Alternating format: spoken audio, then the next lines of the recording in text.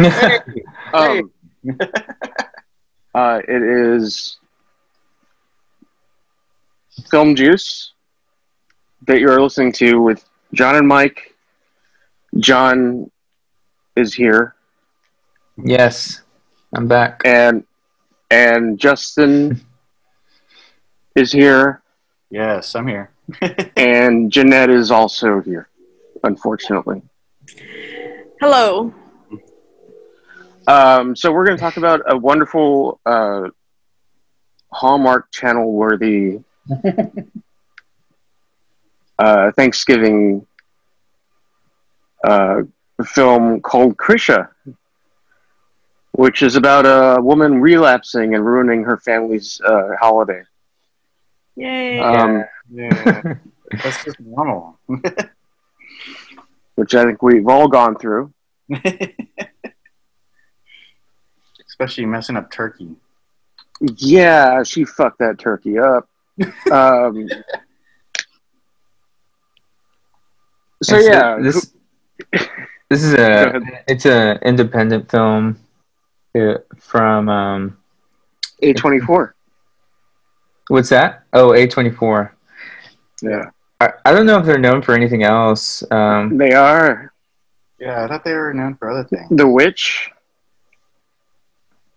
The Witch. I haven't heard of that Did anybody one. see The Witch?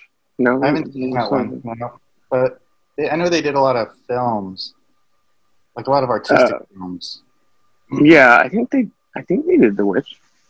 Oh, I want to see The Green Knight. That's what I want to see. They did Uncut Gems. With, Oh, Adam Sandler, yeah. And The Lighthouse. Oh, The Lighthouse was really... The Lighthouse was really strange. Yeah. Yeah.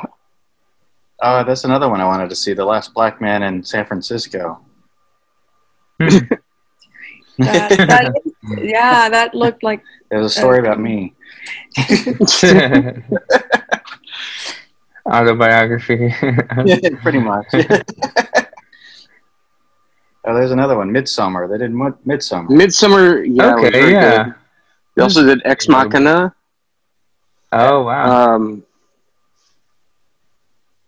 But yeah, so it's a pretty messed up movie. Woman comes. It's, I think, straight from the beginning. There's some anxiety because she's very like shaky and kind of. She goes to the wrong house. Yeah. So she's coming to celebrate Thanksgiving with her family after so many. I don't know how many years. She's like in her 60s, and It's set in Austin, Texas. it's set in Austin. And it feels, since we're here in Texas as well, and in San Antonio, like what, an hour and a half away from Austin? Yeah. Like an hour less if you're speeding. It's still another country, though. Yeah, it can be very different. That's true. But there is some kind of, it does seem familiar. There's definitely some familiarities in the house, and then the actors are from Austin as well. I thought wasn't Trey from Houston? Who's Trey? He's the that's the director and the kid. And the writer. Oh, okay. Well, He was in the movie. Okay. Yeah, I think they shot it in his parents' house in Houston, Texas, right? But they they did. Okay. They make references to Austin, though. I know the guy that did the title credits and the colorist. He is actually from Austin, so I'm sure there were references in there that were, it still gives you that Texas feel. Yeah, it really, it does. Yeah. But I just felt from the beginning, you already feel bad for this lady. She's already, you can tell the frustration, how she's walking. She's like, muttering to herself. Yeah, and she's like, fuck me. I love that. Yeah. Thing that she's always saying, fuck me. Because I feel that I'm not an old lady, and I sound like that sometimes. So I can already, feel bad for her that she's, how she's coming off on the screen. Also, she leaves the dog in the car. Oh, yeah. I was like, why don't you just take them out? Is it too much? Maybe too much baggage at once? Mm-hmm. Yeah, and so this Thanksgiving too is like it's bright and sunny, and she looks like she's breaking a little sweat as well as she's trying to find the house. Yeah, with her hippie gear. What's that? With her hippie gear. Oh yeah. With her like long slung, I don't know, Fleetwood Mac look. Yeah, exactly. Yeah, that's true. Like she's a free spirit. That's what you kind of feel from her at first. Yeah, she looks like Stevie Nicks. No. Yes. Okay. Yes. But I mean, I guess it's like it pulls all to the background of like what I guess time period she was born in too. You know what I mean? Mm-hmm. It does. I mean, it kind of deals with that. A lot of people forget about generational, like, drug use, and I think it portrays that really well. Like, how people have that free life. Right. Yeah, that's a good point. I don't know, maybe because well, I really see it too. So she gets into the house, she's saying hi to everyone, and her sister. You find out that her sister, one of her sisters there, really kind of made this all happen. And what was her sister's name? Was it Robin? Robin, yeah, with a Y. And so she says hi to her. Glad she's there and made it, and she's introducing her to everyone, and that's where it's like she's seeing her nieces and nephews for the first time, and and how and it seems who fine. knows? It seems kind of normal there, some relief going on, but KRISHA is a little, she's kind of has this hesitance, kind of nervousness. Mm-hmm. While this is happening. When you see her not wanting to give them full hugs, she's like, "Oh, I'm sweaty. Oh, I'm sweaty." But then you notice when it's her son Trey, where she tries to give him. Right. So you kind of see that attention. That detail where she gave him a full hug and she actually let him, grab her suitcase because everyone's like, "Oh, let me help you." She's like, "No." She's just kind of offstandish. So that's where you kind of see, so I guess that's her son, or Yeah. And so it just kind of ends up playing out for the next 30 minutes or so of her interacting with different people in the house and making a turkey, or getting prepping the turkey with her like bandaged finger. Non-finger. Non-finger, yeah. Yeah, it's like a stubby finger. Mm-hmm. And it's like she has this ugly bandage and she's like making food with no gloves and. Yeah, actually, I was trying to understand those scenes where they show her just, tearing that turkey apart and taking out the organs inside, and then the guy, I guess he was one of the cousins, he's just staring at her, and then the wrapping from her finger falls in there. That was so gross. I don't really understand what the point was of those scenes, or how. I mean, maybe you guys did understand it better than I did. I just couldn't understand what the point was of those. I think it was just a part of being disturbed by this person that's preparing a meal for you that no one really cares for in the family. Oh, okay. So just adding more to it. More tension on top of what's already going on between family lines. I guess so. Yeah, it made me not want to prepare a turkey at all. It's like no. Or maybe like some kind of weird visual metaphor for her trying to be part of the family.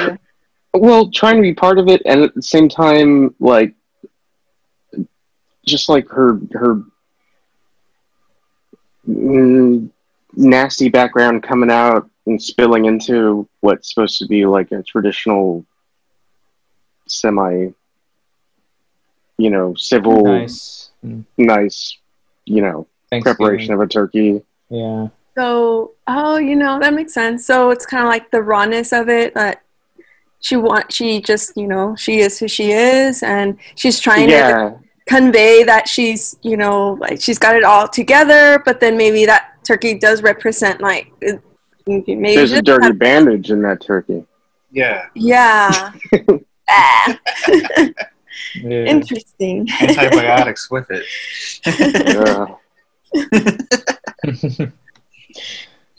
Yeah, it was a big turkey. I mean, like, you know, I was surprised that, like, they helped her at first, or they had to be told to help her, like, you know, put the turkey into the oven. But when she tried to take it out, of course, you know, she was a little inebriated. No one helped her at all. Like, they just kind of left her on her own. And yeah, like, and there was this interaction with one of the it was the brother-in-law, I believe, in the backyard with the dogs. Doyle. Doyle. Yes, yeah. And she was taking cigarette breaks, like every basically. And he was, at first he seemed kind of friendly, you know, like making some conversation with her and just complaining about his wife's like humanitarian efforts, I guess, or I don't know, dog loving habits, and then out of nowhere, as the movie goes on, he kind of like puts her to the, you know, she's already kind of been, you know, very nervous and, you know, with anxiety and and he kind of just pushes her over the edge, I think, telling her that she's like the definition of a screw up. And yeah, he does kind of crack and just going off on her. All this. Yeah He has really cool lingo when he does it, though. He does, right? He's like he's very country. He's humorous, and at first I'm like, okay, he's cool. He's telling her, you know, it's okay, just like let loose, be comfortable. This is like healing house, or however he worded it. But then that's right. Yeah, this is the place. Switch where I almost feel like he set it up to where he's like, oh, it's cool, it's comfortable, let me go first and be brutally honest. And we say what I want to say, but it's cool, you can be totally honest too. So it felt kind of, I don't know, like backstabbing, or like he was being nice, but then like he was trying to like, he was kind of fishing for for her to like trust him, and so he could like, you know, get some ammunition against her. Yeah. Because I think he probably didn't want her to be there in the first place. Yeah. And I would imagine he was probably like against the idea at all. You know, and he just didn't. He kind of knew what was going to happen. Yeah. And you find out later. And so, well, you find out later that actually a lot of them felt that way, and shortly after this, she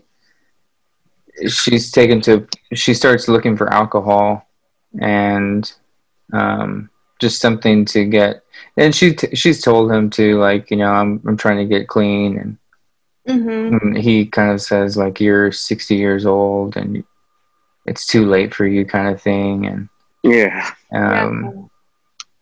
and yeah, you know, while she's, you know, I mean, it looks like she's actually trying here, and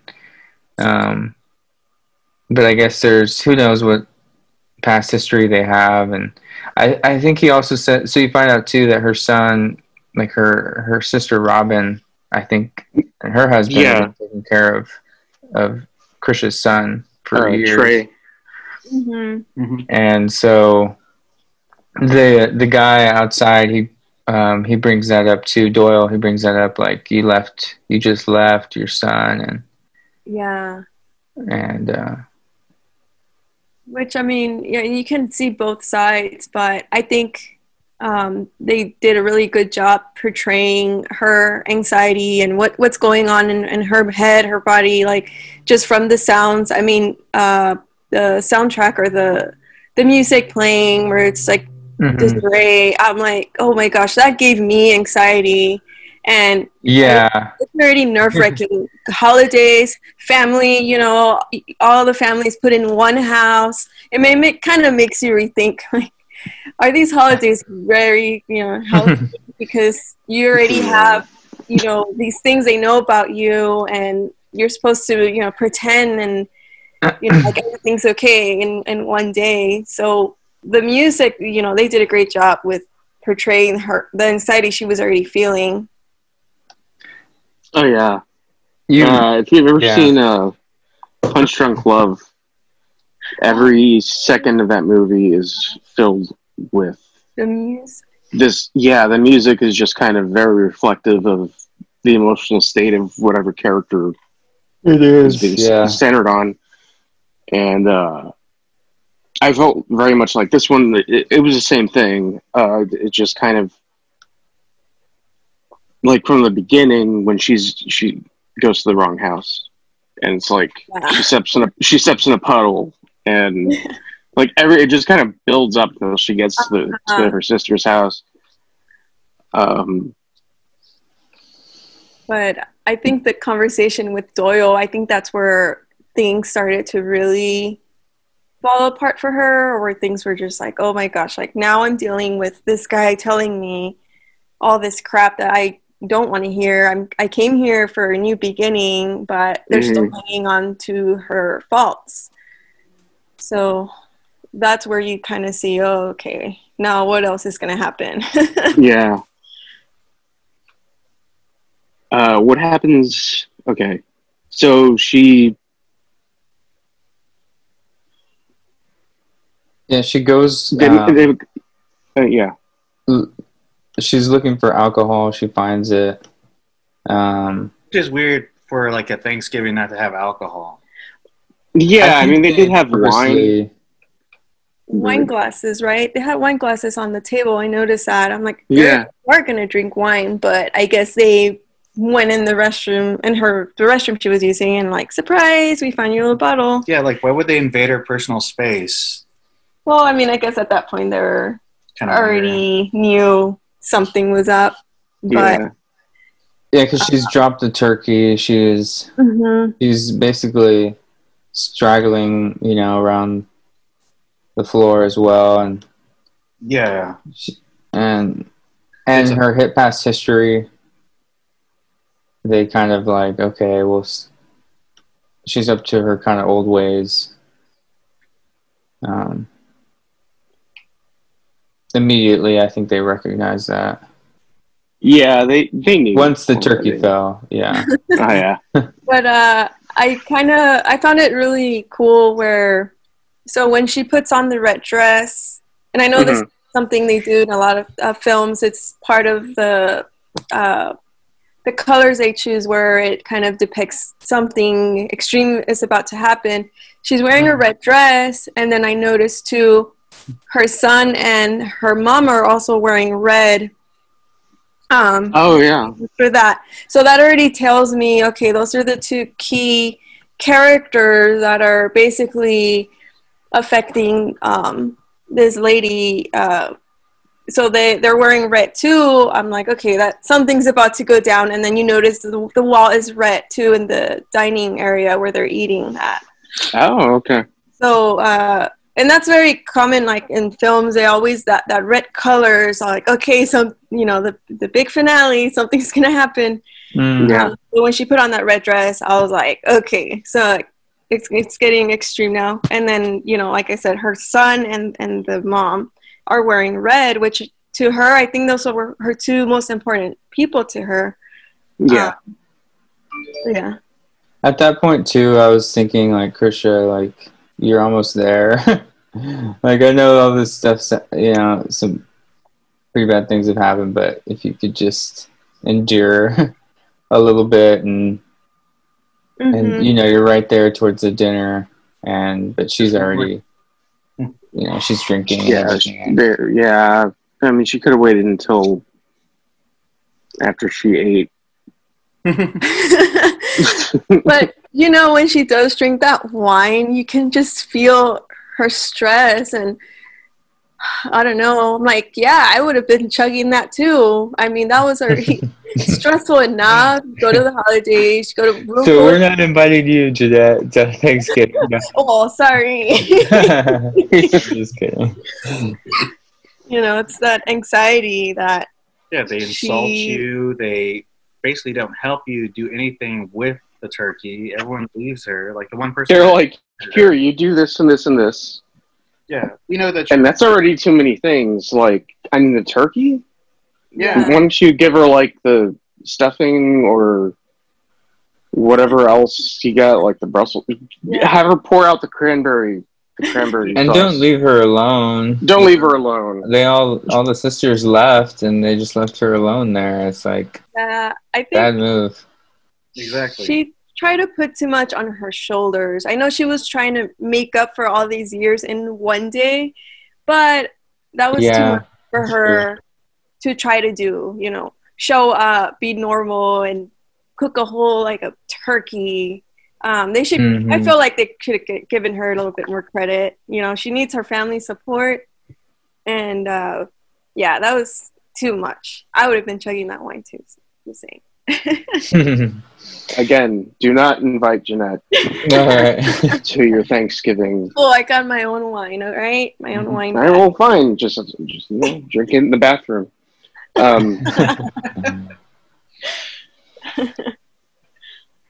it definitely, all the stressful stuff going on too. It definitely reminded me of just that the holiday, the times you're getting together, you're trying to organize a whole family, of usually almost 20 people, if not more, at least with my family, and all the different personalities that come out, and this when people are stressed, Yeah. And right now, especially, this movie is about 5 years old, but especially now, like in our current state, you don't want to invite anyone. Yeah. Yeah, you don't want to be, and it sucks too.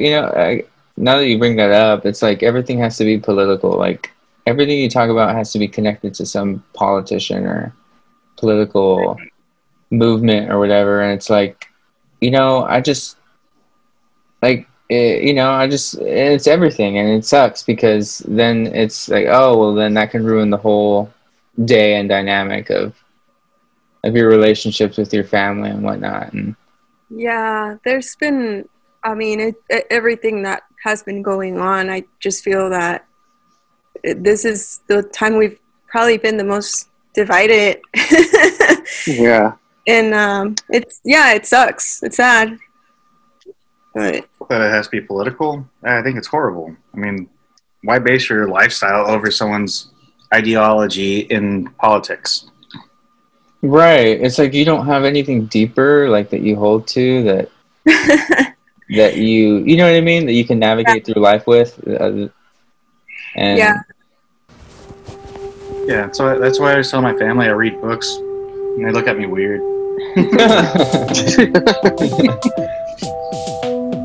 Why don't you join the book? I read. Well, that's like a whole other subject, but I know what you mean. Yeah, and then there's the other things too, right? And then there's just the other. Have a whole week of podcast just talking about about like family drama during holidays. KRISHA for president. She just every day drops a turkey on the floor. It's like, who keeps giving?